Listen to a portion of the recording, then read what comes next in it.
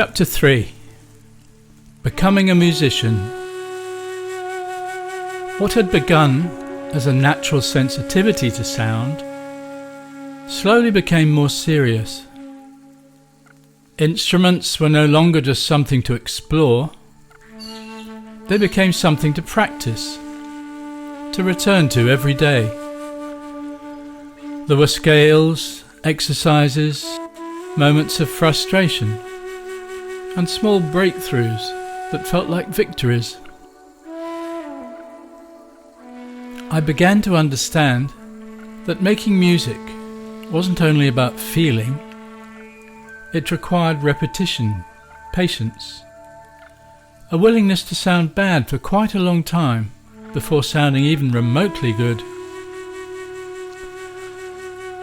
There was satisfaction in seeing something improve through effort, noticing that the fingers moved more easily than they had a year before. Gradually, without my really noticing it, music became more than something I loved. It became what I did. And then somewhere along the way, it became who I was. I'm a musician. It was a simple sentence, but it carried weight. It gave direction. It made sense of the hours spent alone practicing, while others were doing more ordinary things. There was pride in that. There was also pressure.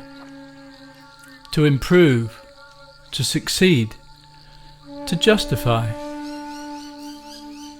As opportunities appeared, performances, recordings, travel, the role grew more solid. Other people began to see me as a musician, and that seemed to confirm it. I didn't question any of this, it felt natural. Without realizing it, something had shifted. Music was no longer just sound moving through me. It was tied to how I felt about myself. A good performance lifted me. A poor one lingered longer than it should have. Praise felt personal. Criticism felt personal. I was no longer simply playing.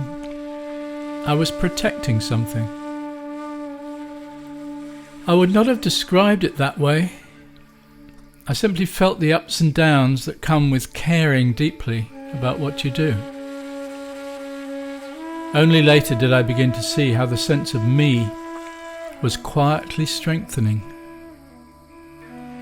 The one who practices, the one who succeeds or fails. It didn't feel like ego, it felt more like responsibility. If the music worked, I'd done something right. If it didn't, I'd done something wrong. The role became real, the story more solid.